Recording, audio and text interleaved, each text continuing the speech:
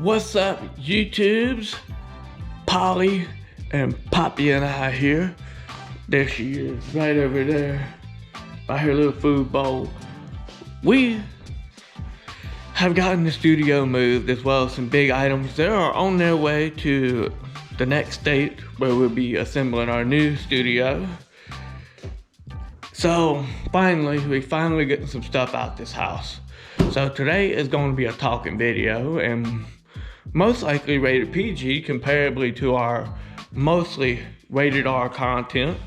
Hit the subscribe button because these videos are going to be a lot more fewer than our rated R superstar hard charging goaltending demonstration. We demonstrate equipment from all eras, including the summertime where we pick up the golf clubs post playoffs. So we got a good one for you today. So starting off, we're gonna have a little conversation here. Today's conversation is, how do you stop having blowouts? So if you are on a crappy team and you are getting blown out, we're talking, double digits, high singles, 6-0 and above type deal, and you're having that consistent, how do you stop getting blown out as a team? And I'm gonna give you your first one. You gotta drop any bit of ego that you may have. And I'm addressing this as an individual level, so I'm speaking more to you than I am about your teammates. If you have any form of ego, you gotta drop it, because you're not good enough to have an ego. That's the unfortunate part. And I'll give you an example. If you are a player that claims that you will go back in time and dominate the most guilty decade, the 1980s. Everybody claims that they will go back and dominate the 1980s. Well, if you are claiming that and you are getting blown out every weekend in every game, you gotta stop, man. Because at the end of the day, the 1980s NHL is still the NHL. And it is way higher than anything you've ever played in your life. And unfortunately, for your case, you can't compare yourself to the greats of the prior game. You don't play in that equipment. You don't play with those rule sets. Because back then, you could get elbowed in the head and that was an acceptable check. Back then, the helmets was much more flexible plastic than they are now. I own helmets from that era, all different types, including the most famous one, the SK2000. The stuff they have now, and even in the last 10 years, is a hell of a lot more protective than what they got back then. The goaltending equipment was heavier back then. You didn't have your first quote-unquote modern silhouette till like 1988 when Vaughn came out with the Legacy series.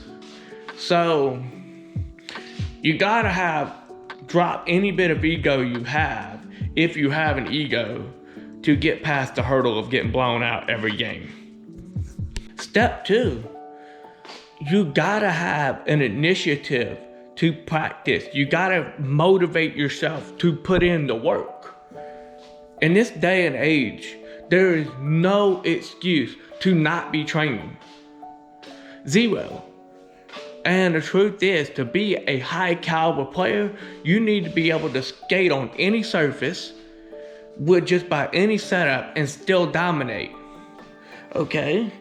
Yeah, I get it. In the NHL, you can have your gloves dried and all that stuff, but you do not have that luxury right now. And even if you do have some form of luxury, you need to train without having that luxury. You need to be harder and be able to endure more bullcrap than everybody else to be elite. So what can I say about more training? How can you train more? Because it's easy for me to say train more. Very easy. Hell, I don't even train enough, but I also was born in the wrong state for me to move up to these high levels. But I know what it takes to move up to the higher levels. And even if you're just a beer leaguer, and I I raise my hand, just a beer leaguer. You don't want to be losing every night. So even if you're not looking to be elite, but you're just tired of getting stomped out every night, here's some good advice. You need to find some way to shoot the puck. Now, my studio has synthetic ice, it's got the 6x4 net, it's got lighting, it's got all of that. You don't need to spend $5,000 in bullshit to train to shoot the puck. All you need is, I will give you a budget of $40. That's right, $40, and you can have the best shooting setup ever. What does that mean? Get you a shooting pad of some sort, even if that means you're shooting straight off the ground. All right, $35 allotted for the shoot, either a shooting pad or a what the hell they call it? It's like a hockey wraparound. Get you a shooting pad or a wraparound, okay? And then go to Harbor Freight and get you a tarp.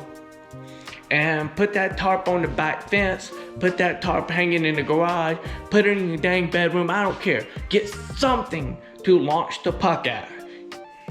And if you need to know where the net is at, you take you some painter's tape, you take you some duct tape, whatever tape you want. Really true, if it sticks, it fits, right? And you take your tape measure, you measure 6x4. All right, 6 feet wide, 4 feet tall. That's your hockey net. You don't need a net to train, okay?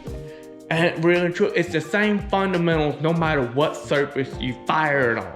Step 3, another good training aid, get you some orange pucks. Orange pucks will help you fire the puck faster. It'll give you more endurance, whatever. Stick handle with orange. However the heck, get you some heavyweight pucks to get faster and stronger than everybody else. The orange puck is heavily underutilized.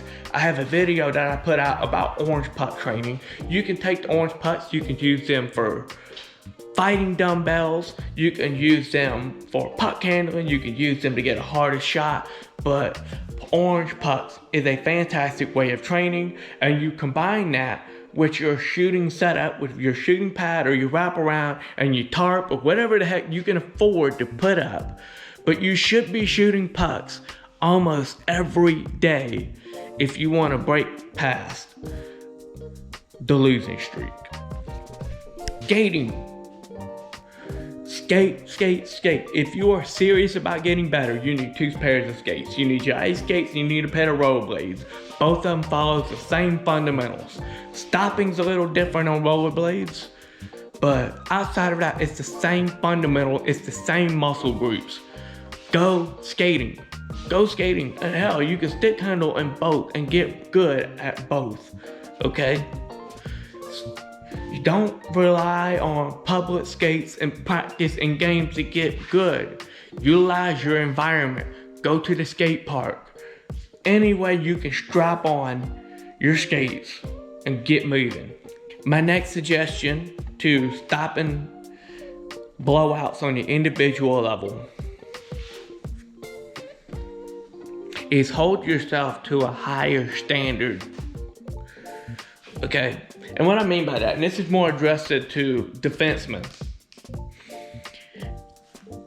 And I'm gonna tell you, it's easy, and every coach says it. Hold yourself to a higher standard. I'm gonna tell you how to hold yourself to a higher standard. As a defenseman, you have a plus and a minus ratio.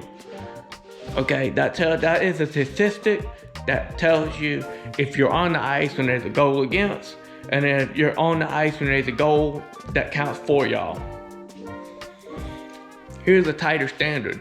Let's do plus minus ratios, but let's hold it to a standard of shots on goal, right? So if you're playing defense and your goalie faces a shot on goal, you failed. That's a point against you, right? Now that doesn't matter. Now we're gonna put a small exception if you successfully block a shot.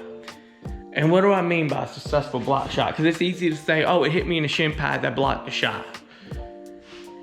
You gotta leave your goalie some room to see the puck, okay? Your job as a defenseman is to play the player. Your goalie is to play the shot. Now, if you want to stand off from the goalie's offside, and what I mean by is offside is like goalie's facing a shot right here, and you're standing over here to intercept the pass or intercept the shot from the passer. But you need to be playing the person that's receiving the pass, right? And that's an easy thing to do. If you've been assigned defense and you don't know how to play defense, just be a nuisance to one person in particular. Just make one person's life hell that's wearing a jersey that's not yours, and you'll have a good start. And I guess my last thing to say about snap at an individual level, go to the gym, okay? You can't complain about getting blown out if you were blown up within the first couple of minutes of the game. Okay? And what I mean by, you should not be huffing and puffing after warm-ups. Plain and simple. If you're huffing and puffing after warm-ups, you are not in shape enough. You need to go to the gym. Okay? Lift big, lift whatever. Just go out and lift some damn iron, okay? And that's how you get that big and strong. And I don't have a good pump on me right now, so that's probably looks weak as hell right now. Train. And I guess the moral of the story is train. Forwards and defensemen, there is 5 of you and 1 goalie, okay? If you are doing your job correctly, the definition of a perfect game for a goalie is not a shutout. I mean, technically yes, but no. Okay, a perfect game for a goalie is not just a shutout, but it's one where we take 0 shots on goal and we're able to camp out on the net like so and have a cigarette and a beer. Okay? If your goalie can't comfortably have a cigarette and a beer on the damn net, you're not working hard enough. That's all I got to say. Best of luck. I know if you sought this video out, you're in some desperate times, but crossing off that L streak and stop getting blown out starts with you as an individual. And as far as my goalies, I can got a couple of suggestions for goalies. It's much harder to stop a blowout as a goalie because when we're getting blown out as goalies, that means we are spending all the time with all the shots on our end, and the other guy's able to have a big beer and a cigarette. Yo, goalies, good luck.